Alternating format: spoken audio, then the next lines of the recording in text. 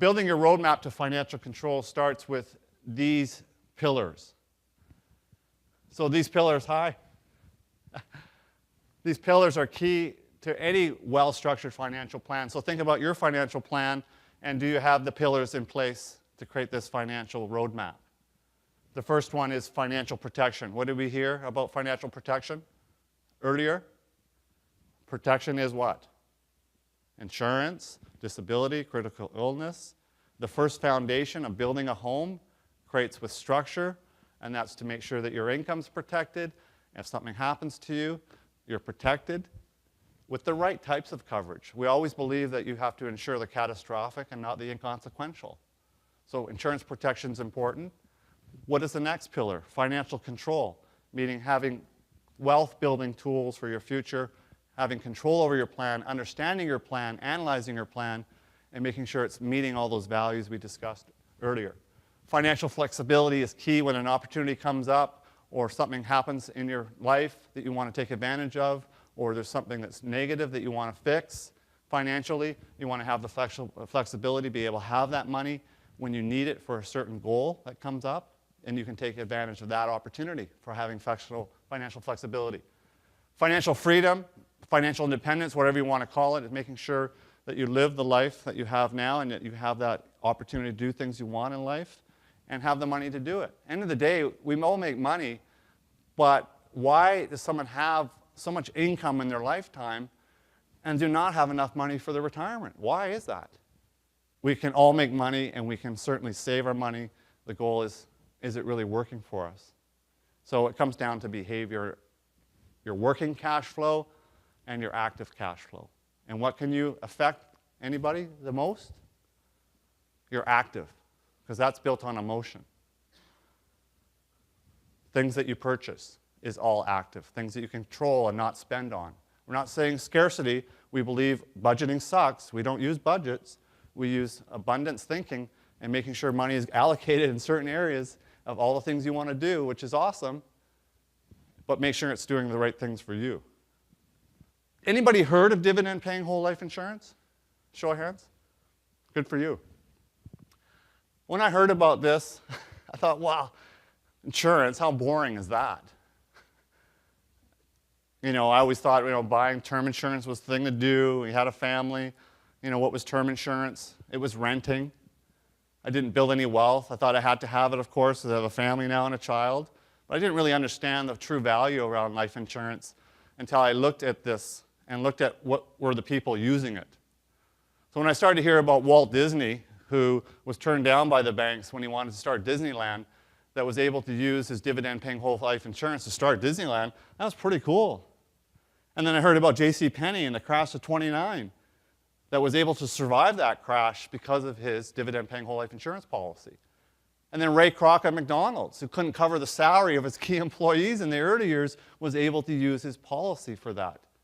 To Robert Kiyosaki, to Tony Robbins, to actually the banks. There's a book called Pirates of Manhattan and has a list of all the banks and how much of their assets are in dividend-paying whole life. It's called BOLI. And secretly, the owners of these banks will say, hey, you know what? This is one of our finest assets. And it only goes into Tier 1. It's called Tier 1 capital of the bank. What goes into that? Only cash, silver, gold, and dividend-paying whole life insurance goes in that Tier 1 capital because it covers the pensions of the bank. It covers the key people of the bank. And they can access that cash when they want with no restrictions, headaches, and still grow on it. Business owners and individuals who want to use it to buy real estate or equipment and self-finance equipment for themselves and be in control of that entire process. Because I can tell you, if we had dividend-paying whole life insurance and if we had money in this policy back in the hard times that we had, we wouldn't have had to go to the local bank. We wouldn't have been able to access our plan with no credit checks, no hassles. Why does a senior business owner who's worth millions of dollars have to still take his or her financials to the local bank to be approved? It's not on a fair playing field. And we're not beating up on the banks. We want to use money for your advantage when you can, for sure, but we want to have this also as a foundation. So we realize that this doesn't replace investing It doesn't take away from already what you're doing. It enhances your current plan. As a licensed life insurance broker, wealth architect, I can tell you that dividend-paying whole life insurance has some of the best tax advantages you could ever have in a financial product. These mutual insurance companies have been around 160 years, 1,400 years in Europe, have paid dividends all these years. Pretty cool that these companies have paid dividends 100, 150 years in a row. Why? Because they're banking on mortality, not how the markets do. It's all a cooperative group of people. And all these people are healthy, and they know the mortality. So they have this curve, this wealth curve, for allow this plan to get more efficient each year. And these companies do very well because they put the dollars in safe places. They have to by contract. So it's a contract that has in place to make sure that this growth will be there in the future. They have to pay that death benefit out. And the way these are designed is the death benefit continues to grow for our future too. So now we talk about legacy planning and preservation and money going to not just one generation, but multi-generations. I think one of the things I love about it the most is the cash flow tool of this, is being able to access money when I want to do things and not interrupt the growth of our money. Why do I want to access my savings and lower the growth? I can't grow on it anymore. Doesn't make sense. Why not use this tool to access for things that come up in my life? To have a new opportunity, to buy a practice, to finance equipment in my practice, to buy a vehicle, or an emergency came up, or not go into debt and build my credit score because I'm using my credit card for Aeroplan points and not carrying balances because I can pay it off from my policy if I have to. Or if things get rough, I can always access the plan and not pay a dime back.